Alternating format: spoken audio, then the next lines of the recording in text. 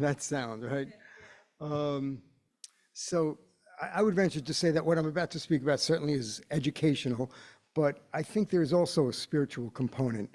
Karen Barcherer and David Israel and I worked for many years at the Wheatley School, and I was the advisor for the Environmental Action Committee. And that saying, it's not easy being green, I think that really applies. Very frequently you see students who are, held up as models of great scholarship. They win awards and this and that, and they're great athletes. But it's very rare that that kids are getting big, public pats on the back for recycling the cans every week, or for going out and pulling weeds from a remnant of the Hempstead Plains. And very often, I think, I hate to say this, but I think every one of us has someone who's suffering from cancer, someone who's suffering from dementia, who's close to us. And yet, it's easy to get folks to, donate some money and care about human concerns, health concerns, but it's harder to go beyond that human realm and say, you know what, we need to care for a tall grass prairie. So I always told my students, you're doing this because it's the right thing to do, not because you're going to get any kind of awards or anything. So there is sort of a spiritual component. I certainly feel it when I go out into nature, and I'm guessing that some of you might feel it the same way. So I'm here as a representative of the Friends of the Hempstead Plains. We're a not-for-profit organization that operate, the Hempstead Plains is located at Nassau Community College. The acting president is another former colleague, Dr. Paul Van Wy, and if you're interested, I have a couple of the books that he recently published, that he edited, that has information about geologic history and human history and natural history and about waterways and soils and all kinds of interesting things related to the Hempstead Plains. So I'm going to go back in history to the beginning of Long Island. So if you were here 30 or 40,000 years ago, which is not that long in geologic time, Long Island wouldn't even be here. Long Island, as you probably know, is 10 to 15,000 years old, 20,000 years old. And it happened when the glaciers, there was an ice age. If you can picture the planet Earth as, my fist is the planet Earth, here's the North Pole and the South Pole. And at that time, the polar ice caps were much, much larger. They expanded and expanded from the North Pole. They expanded southward, and they stopped here. And then things started to warm up and they started to recede. And in the process, they carried down all kinds of debris from what we now call Canada, the next state of this country, perhaps, and New England, whatnot. And they stopped out here. Now, a little audience participation here. Let's see. I need 3 volunteers.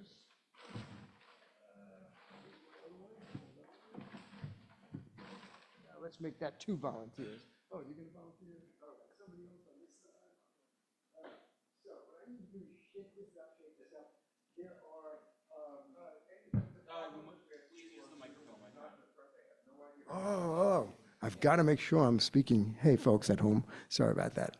Thanks. So keep that shaking, keep that shaking, keep that shaking. There are particles, soil and sand and gravel particles and clay particles and all. And when on the count of 3, I'm going to ask you to stop holding it vertically. So keep that going. Any predictions on what's going to settle out first? The big stuff, the small stuff, the medium stuff? The big, ooh, you guys are smart. All right, let's see. Are you ready? On the count of 3, 1, 2, 3, hold it vertically. And as predicted, the big stuff, which is heavier and denser, falls to the bottom more quickly, right? As Vanna is showing us right here, right? And then above that, above the gravelly material at the bottom, you could see finer sand particles. And then if you look at the liquid above, it looks very dark. Now, when I first walked in here, it did not look very dark, right? So it takes a while for that finer material, the soil particles, to settle out. And if I was really careful on the way home and I wasn't in such a rush to get here, maybe this would look even more clear because the finest particles, the clay particles, would finally settle out last. So this brings us back to the original discussion of the glaciers. The glaciers came down, they melted and started to recede, and the biggest, heaviest stuff that they were carrying fell at the North Shore. So when you go to the North Shore, there's cliffs and there's boulders and there's rocks, right? You go to the South Shore and you see fine sand. So what happened was, as these glaciers, which were literally about a mile high, were melting, the biggest, heaviest stuff fell, and the finer stuff is able to get carried by the flowing water. So the finer stuff washed out to the south. So the Hempstead Plains is located at what they call a glacial outwash plain. It's a plain created by the outwash of the glaciers carrying the smaller, finer particles. So it's a very sandy soil. And that's, I mean, Long Island is basically a big lump of sand. You got to go way down deep to get to the, the bedrock. Thank you very much for your participation. So that's going back. That's going back to the glacial history. Now, if we move forward a little more to when human habitation was happening, there were native peoples who lived here who depended very closely on what they refer to as sister plants, plants that provide them with food and medicine and fibers and dyes and other materials that were useful to them. And as you know, when you walk into a grassland habitat, you see different kinds of plants than what you will see in a woodland habitat. Now, if the Hempstead Plains were left alone, eventually they would turn into forest. It goes through ecological succession, and birds poop and drop seeds, and the wind blows seeds, and you get vines and small bushes and small trees and big trees, and eventually it reaches this thing called a climax forest, which you'll see if you go to open space up on the North Shore. So why was it that for some reason there was this vast grassland that was anywhere from 40 to, some people say, 60,000 acres in the middle of this island? When you hear the word prairie, I'm sorry, at home, I'm just moving that a little bit. When you hear the word prairie, of course, we think, Little House on the Prairie, we think out in the Midwest, right? But in fact, the first prairie, the first tall grass prairie that European settlers ever saw was right here on Long Island in the 1500s, in the 1600s. They saw this and said, wow, they don't have prairies in Europe. We've got them here out in the Midwest, but the only prairie east of Allegheny Mountains, here we are, the Hempstead Plains. So it was this vast 40,000 acre tall grass prairie, which was largely grasses and forbs, which is a fancy botanical word for wildflowers. And occasionally you'd have some trees and whatnot, but this stretched from the edge of Queens to the edge of Nassau, going into Suffolk. And the place names here on Long Island reflect that. A place called Plainview. Why do they call it Plainview? Because you have a view of the plains, right? East Meadow, it's a meadow to the east. Clearview Expressway, you had a clear view all the way out east on Long Island. Island trees, that's an interesting one. Islands of pine trees that were surrounded by a sea of grasses. So the place names here on Long Island reflect the presence of this tall grass prairie. And native people would want to maintain some of that grassland because, again, they get certain species of plants and animals that are useful to them. So, leave it to teenagers. If there's something flammable, there's a chance that one of them is going to get the idea of lighting it up. That's something to do. But it was also done on purpose to maintain certain areas, to keep the woody vegetation down and to keep the grasses and the forbs, which are adapted to that kind of thing, to give them a preference. Now, I'm going to roll this out. How can I do this? Here we go. All right. Oh, there's a camera, I see. All right. Oh, now I get it. Well, let me roll this out and hold. Yeah, if you can help me out. Okay. So on the left, on your left is a grass that probably most of us had for breakfast. All right. This is a grass called wheat. The seeds of every grass are edible, and wheat, rice, corn, these are the staples of human diets all around the world. So this is on the left, there's wheat, and on the right is a tall grass prairie, a species of grass from the tall grass prairie. Now, I'm going to lift it a little further. Yeah, if I could get your help, that'd be great. If we could lift this really high, you'll notice a really interesting adaptation. If we can get this part visible for the camera, there we go. And I'm going to go even further. Can we go even further? Look at the difference in the roots. Right? It's unbelievable. When you're looking at a prairie plant, you're looking at a small fraction of that organism. In fact, a majority of it is down below the ground. So they make sugar all day long. They do photosynthesis, and they put it down in their roots and store it up there. So if a buffalo comes along and munches on it, buffaloes didn't exist here, but of course out in the Midwest prairies, there were buffaloes. If a buffalo comes along, or a wildfire comes along, or a purposely ignited fire comes along and whacks those plants down to the ground, the ones that are not so well adapted to fire, that don't have so much food stored up on the ground, are going to have a hard time bouncing back, especially if it happens a couple of times. But if you're a prairie plant, you laugh off fire. In fact, you welcome it because it gives you a competitive advantage. It wipes out other species that are not so adapted to fire.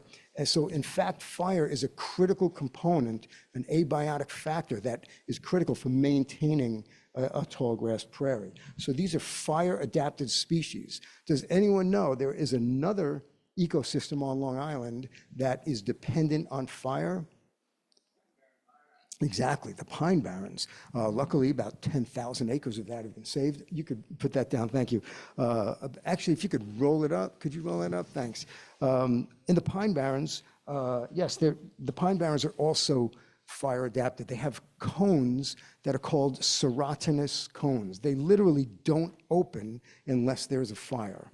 And a fire will burn, the trees are pretty well adapted, they've got some thick bark, and then the cones will heat up, and a day or two after that fire, the cones will start to dry out and open up, and out come the little winged seeds.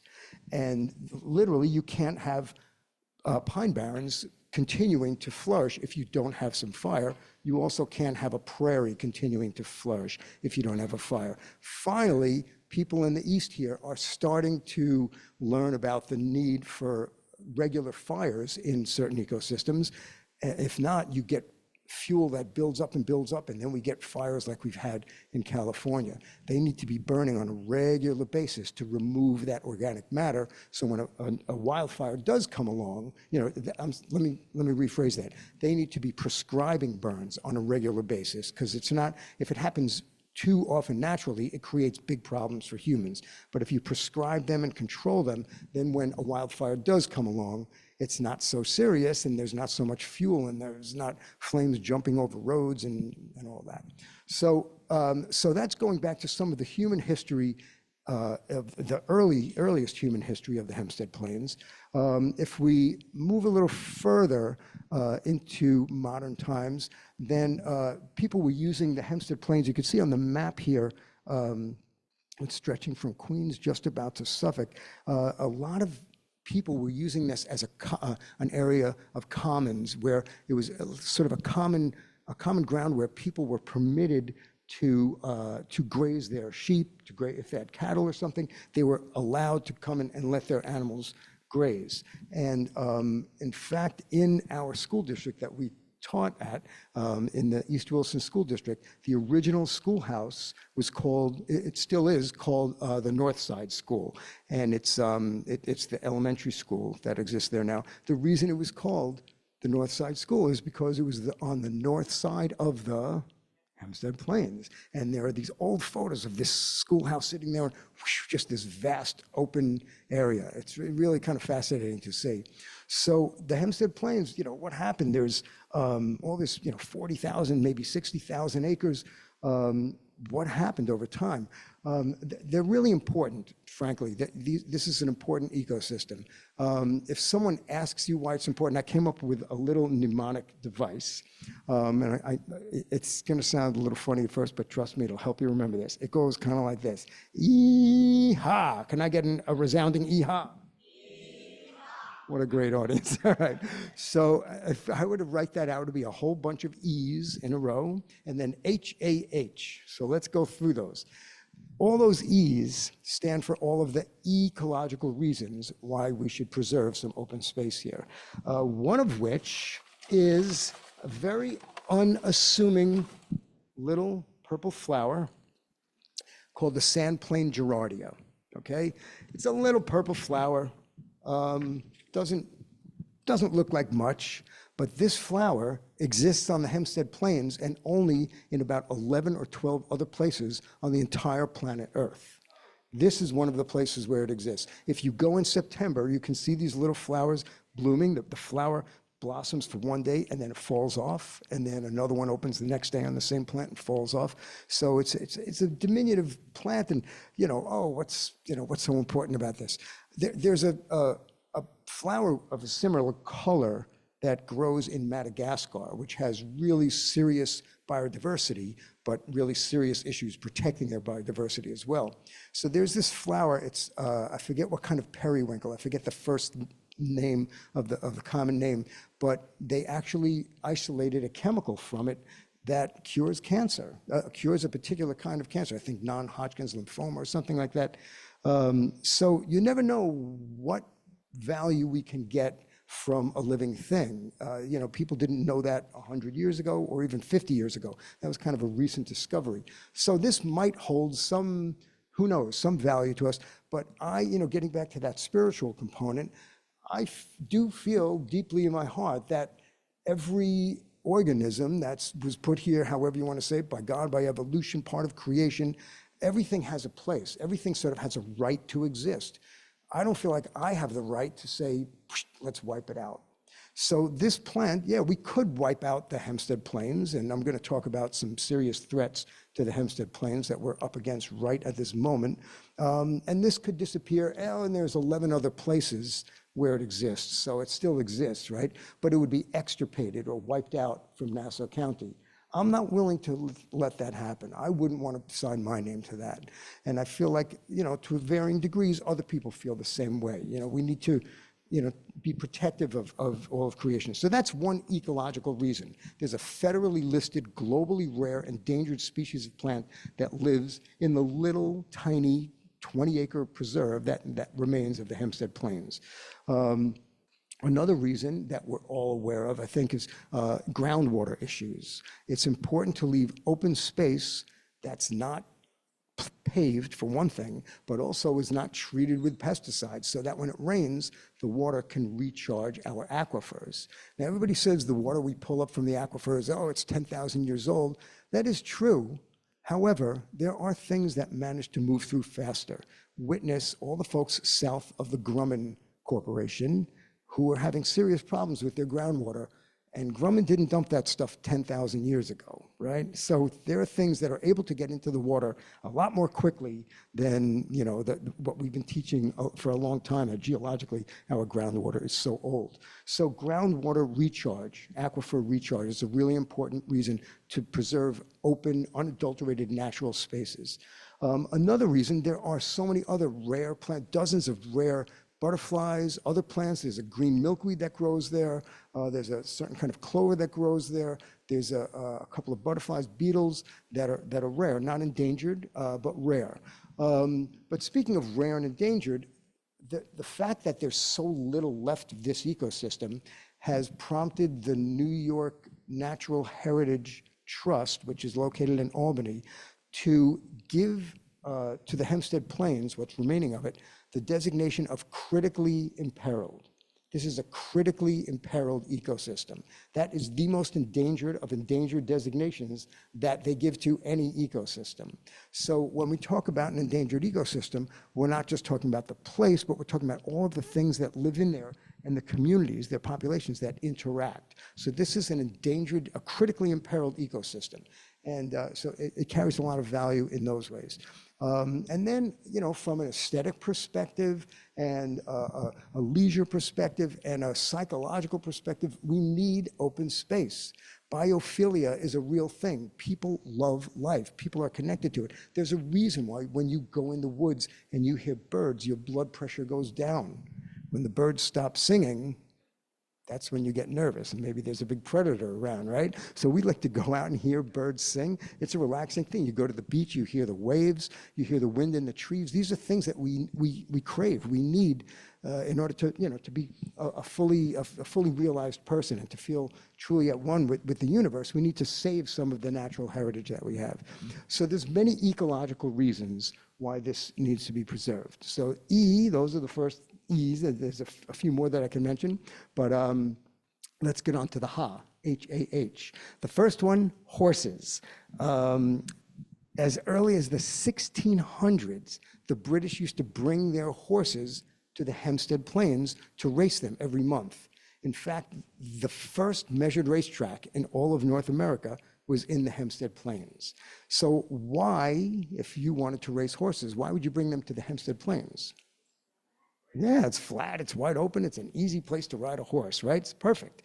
So, and then what did that lead to? Aqueduct, Belmont, Roosevelt Racetrack, right? I mean, and if you think about the culture and the economics and the you know, the traditions that have arisen not only around horse racing but racing in general in this country, it's a big deal. It started here. Right? So in terms of protecting important things in American history, this is an important place that really had a huge impact. H, next letter, A, aviation. Right there near Nassau Community College, of course, is the Cradle of Aviation Museum. And a lot of aviation history happened here. Yes, Orville and Wilbur had, you know, down in Kitty Hawk, they got up in the air, but there's a lot more history that happened with airplanes right here on Long Island. The first airmail was delivered. I mean, you could have done this by foot, actually, but the first airmail was delivered from that Stewart Air Force Base area over to right here, Mineola. But it was a little experiment that showed, wow, this has really got some value. We can get letters to people around the country quickly now by air. Of course, the first transatlantic solo flight, of course, happened from the Hempstead Plains. I mean, just a small piece of history there.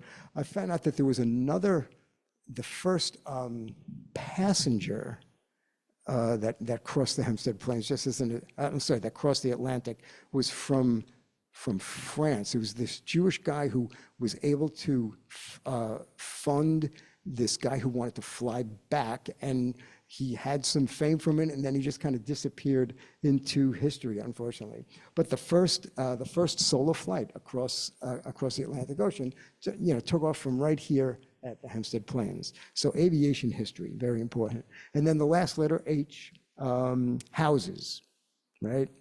Suburbia, the first planned communities in the world. Garden City, Levittown, right?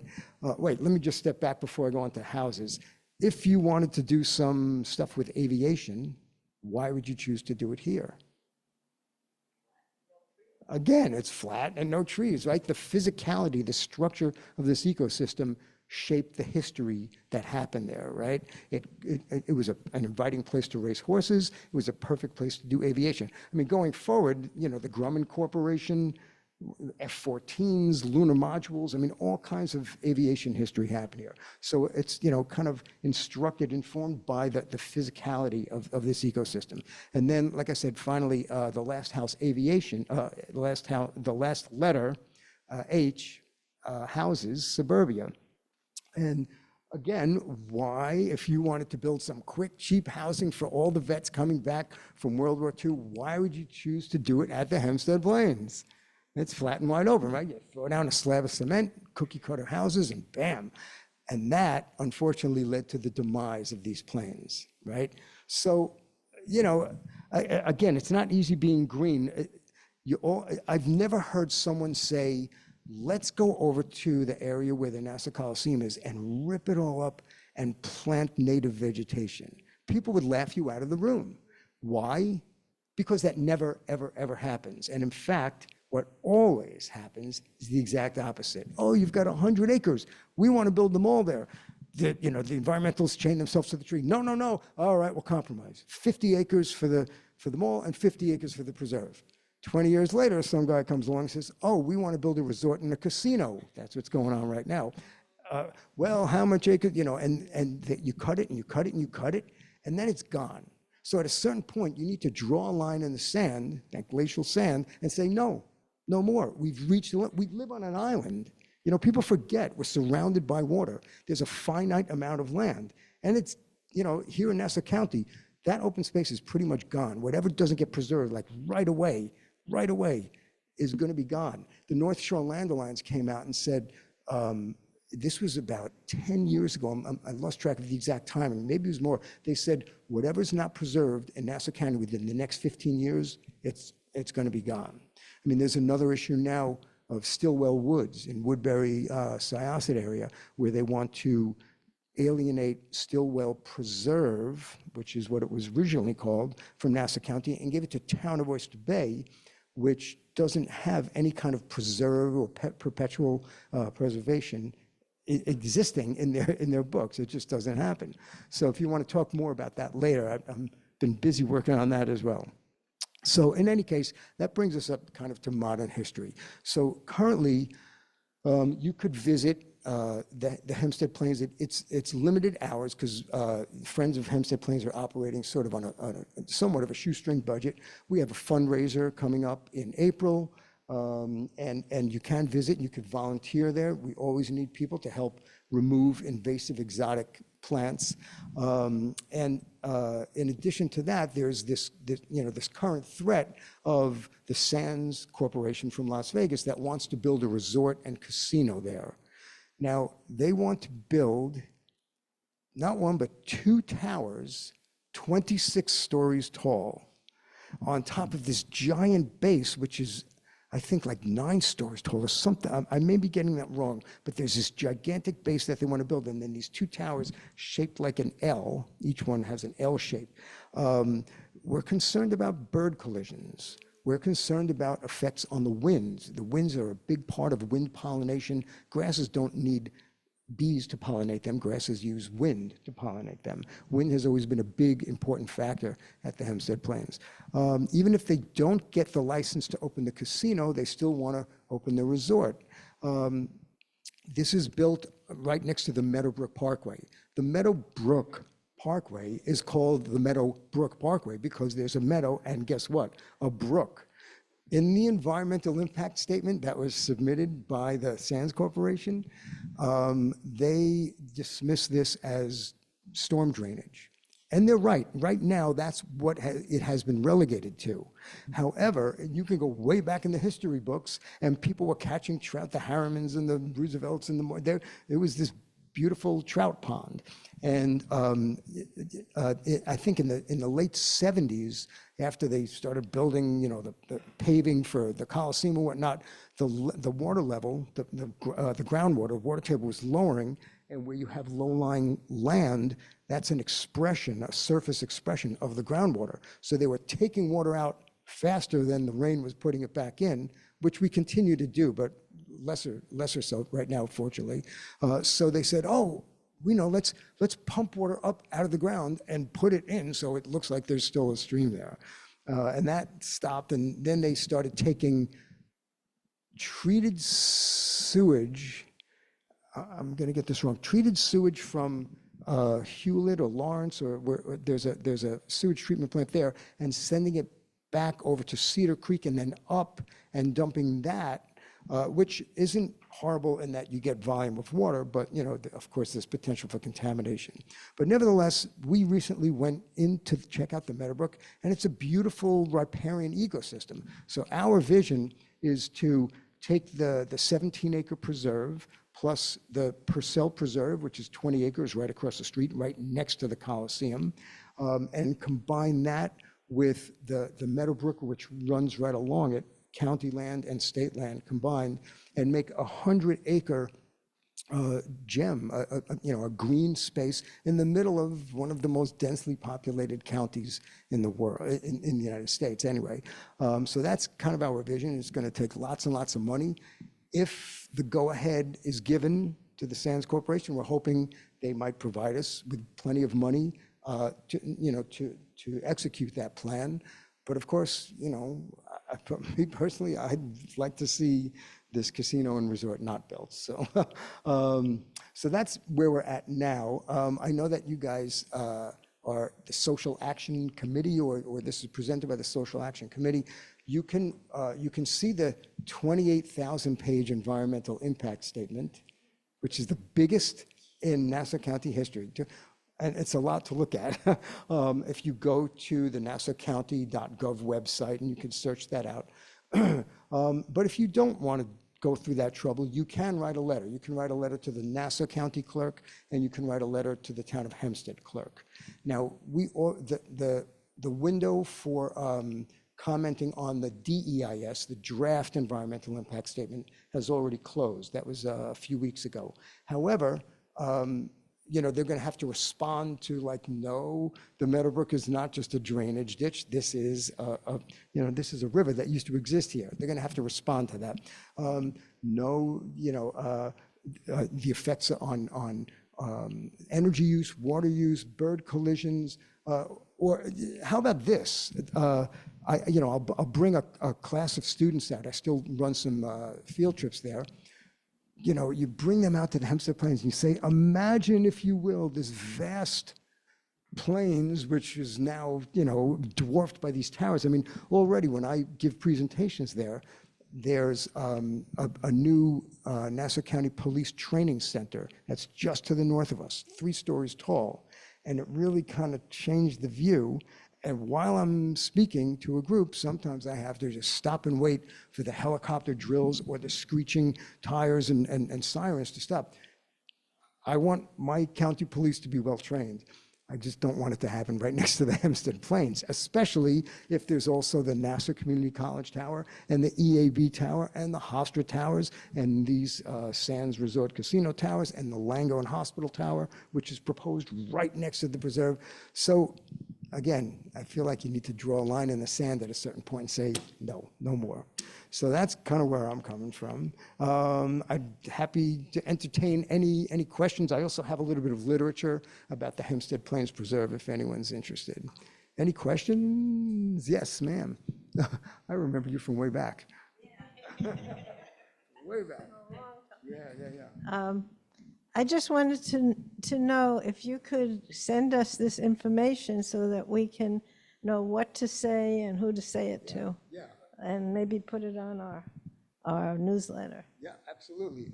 Again. And by the way, I live across the street directly from Stillwell Woods. Oh, so we've got to talk. Wow, we've got to talk. That's a whole other issue. Yeah, I can absolutely do that. Again, the environmental stuff, the comment period ended, so they're not required by law to respond to any of that. However, a letter that I'm certainly going to write will say something to the effect of, what is there, maybe 40, 50,000 students that go to Nassau Community College, Hofstra University. Most of them, I'm guessing, are not even 26 years old. In other words, they don't have a fully formed frontal cortex yet. They still have a juvenile brain. And they've got an hour and a half in between classes. Maybe I'll run over to the casino. I mean, this is not a good place for a casino in my estimation, right? So, there are other things that can be said no matter when. You could say, I'm morally against gambling. Some people feel that way. You could say, it used to be an open plains, it's slowly going away. We need, we've got this 17-acre preserve and another 20-acre preserve. We're encroaching on it. We need to put the brakes on that. We need a green space. We need a place in the middle of this county to go. So there are certainly, aesthetic values and whatnot that you can comment on that, are inside, but also outside the realm of environmental stuff. Other questions? I have a question. I have a question. My name is Al Zeiger. They didn't say anything about your life as a jazz musician. And I was reading in your background that you played at the Blue Note and that you were involved with the Alice Coltrane House. Could you tell us a little bit about your background there? Absolutely. In fact, I'm wearing my Coltrane Home little wristband here. I play music also. Oh, where do I start? I mean, I've been into bugs since I'm 6 years old. I've been banging on things since I'm 8 years old. I retired recently from teaching full time, as a high school science teacher. But I'm an adjunct professor at Nassau Community College. So I'm still doing some teaching, and all that time I've been playing music. But now I'm playing a lot more music. I'm really able to focus on that other passion that I have. So I'm busy with a lot of different bands. I don't know. There's a band I've been playing with here on Long Island for 39 years. In November will be our 40th anniversary. I don't know if any of you have heard of the Funk Philharmonic. It's a big 12-piece. Oh, you've heard of us, huh? It's a big 12-piece funk band with 5 horns. The trombone player is touring with Bruce Springsteen. The sax player is the musical director for Diana Ross. My brother, the drummer, I'm the percussionist. He's going out, I think tomorrow or today, with the Blues Brothers band over to Europe. So everybody's busy. They're like really world-class players. And I've been playing with the Joni Project. I'm guessing there's a lot of Joni Mitchell fans. Come to see us. We're playing at the Tillis Center in a couple of weeks or something. It's coming up. Yeah, that's a lot of fun. I love playing that music. Did you read Metronome growing up? Metronome magazine and I don't. I'm not even familiar with it. No. Metronome. Oh, wait, I've heard of it. Come to think of it, I don't read it. No. And of course, Downbeat. Yeah. Oh, but you were asking about the John and Alice Coltrane home. John and Alice Coltrane lived in Dix Hills, Long Island in the early 60s, and he composed A Love Supreme there. This is considered one of the most important pieces of 20th century composition, jazz composition. Alice recorded her first 5 or 6 records in the studio in the basement there in the house. And finally, after 20 years, some money is coming in, some big grants, and it's going to be restored as sort of a cultural and inspirational center for, I think, people from all around the world are going to want to come there. One of the things that I like to do is use music, combine my interest in music and my interest in nature preservation and communicate people through that. I was thinking of bringing a drum, but I said, nah, it's kind of outside the realm. But if you email me, find me on Facebook. I'm busy playing a lot. It'd be nice if you were to come down. It'd be great. Yes, ma'am. So I don't know. In terms of the decision about the Hempstead Plains and not taking any land away from it, that's a Nassau County decision. So it's nothing to do with New York. I mean, Hochul can't do anything and say, no, this has to be preserved, right? It would just be. I am not as well versed on all the legalities of how this proceeds, but I know that Hochul has to give the stamp of approval for the gambling license. Even if that doesn't happen, they still can build the resort there. And the Shinnecocks, for example, don't want that gambling license to happen because they want to get their own out east. There's only a few that are going to be given out, and there's a decision. But certainly, a letter to Hochul would carry some weight. Absolutely. All right. I think it's time, right? Yeah, thank you.